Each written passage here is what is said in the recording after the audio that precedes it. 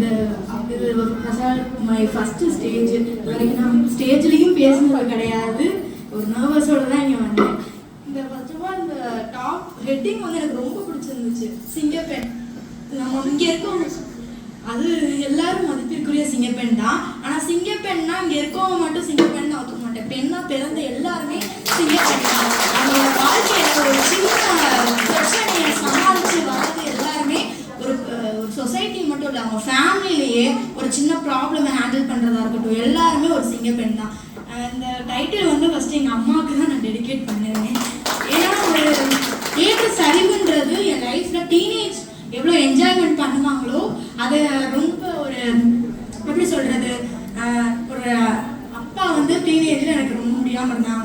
First கிராஜுவேட்னு சொன்னீங்க, ஆனால் first graduate இருந்து எப்படின்னா காலேஜ் நான் எடுத்து வைக்கும்போது கவர்மெண்ட் காலேஜில் தான் படிக்கணும் அப்படின்ற ஒரு சுச்சுவேஷன். அந்த டயத்தில் பிஏனா என்ன, பிஎஸ்சினா என்னன்னு எனக்கு தெரியவே தெரியாது.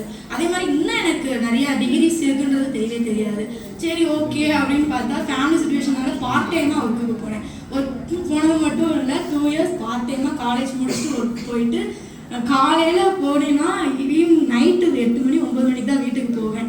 அந்த டயத்தில் எங்கள் அம்மா எனக்கு ரொம்ப பெரிய சப்போர்ட். எப்படின்னா ஒரு சிங்கிள் மதர், அதாவது அப்பாவுக்கு ரொம்ப முடியாமல் வந்துச்சு. எங்கள் அம்மா என்னையும் கவனிச்சுக்கிட்டு என்னோட செலவை நான் பார்க்கணுன்றதுக்காக எங்கள் அம்மா கஷ்டப்படுறதை பார்த்து தான் என்னோட செலவுக்கு 100 ரூபாய் சம்பளத்துக்கு நான் வேலைக்கு போனேன். அந்த டயத்தில் வந்து என் லைஃப்பில் மறக்க முடியாத டைம். ஏன்னா அது எல்லாரும் இந்த சொசைட்டியில் பெண்கள் வந்து நிறையா ஃபேஸ் பண்ணுறாங்க. ஏன்னா எங்கள் அம்மா வந்து கனவுகள் நிறையா வச்சுருந்தாங்க. என் பொண்ணு இந்த மாதிரி தான் காலேஜ் போகணும், இந்த நல்ல ட்ரெஸ் போட்டுக்கிட்டு ஒரு சின்ன தோடு கோல்டு வாங்கி போட்டு போகணும். ஆனால் லைஃப் டோட்டலாக சேஞ்ச். ஏன்னா ப்ரைவேட் காலேஜ் பக்கம் போகல, டிகிரினா என்னன்னு தெரியாமல் ஸ்கூல் முடிச்சு மறுநாளே நான் வேலைக்கு போயிட்டேன். ஸோ பார்ட் டைமாக ஒர்க் பார்த்துட்டு படிக்கவும் செய்யணும். ஸோ அந்த இதில் தான் ஃபஸ்ட்டு கிராஜுவேட்டுன்றது நான் ஒன்று பார்க்கவே செஞ்சேன்.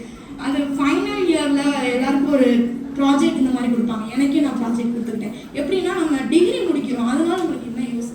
ஆனால் டிகிரின்னு சொல்லும்போது நான் +2 எடுத்தது கம்ப்யூட்டர் சயின்ஸ், ஆனால் எனக்கு காலேஜில் கிடைச்சது BA ஹிஸ்ட்ரி. டோட்டலாக டிஃப்ரெண்ட் டாபிக். நான் இங்கிலீஷ்னால் சுத்தமாக வராது, ஆனால் இங்கிலீஷ் மீடியம் காலேஜில் படித்தேன். படித்தது போக அந்த சூப்பர் மார்க்கெட்டுன்னு ஒரு பார்ட் டைமாக ஒர்க் பார்த்ததில் டேலின்ற வார்த்தை எனக்கு தெரியும். அந்த டேலியை வச்சுட்டு தான் ஒரு இன்ஸ்டியூட்டில் போய் நான் படித்தேன். அங்கே என்னோட ஒர்க் பிடிச்சி அந்த பிள்ளை நல்லா படிக்குது, அந்த பிள்ளைக்கு ஒரு இது பண்ணலான்னு அங்கேயே ட்ரெயினராக ஜாயின் பண்ணேன். ட்ரெயினராக 1 இயர் ஒர்க் பண்ணியிருக்கேன். அந்த ஒர்க்கை வச்சுட்டு ஒவ்வொரு இடத்துல நம்ம தங்கிடக்கூடாது. 1 இயர் ஒர்க் பண்ணியிருக்கோம், இங்கேருந்து நம்ம என்ன நாலேஜாக ஒர்க் பண்ணி போகிறோம் அப்படின்றத பார்க்கும்போது தான் டிஜிட்டல் மார்க்கெட்டிங் இஸ் இப்போ கரண்ட் ட்ரெண்டில் ஒரு வேல்யூ. அது மாதிரி எனக்கு ரொம்ப பிடிச்சது வந்து மார்க்கெட்டிங், சோஷியல் மீடியா. ஸோ இந்த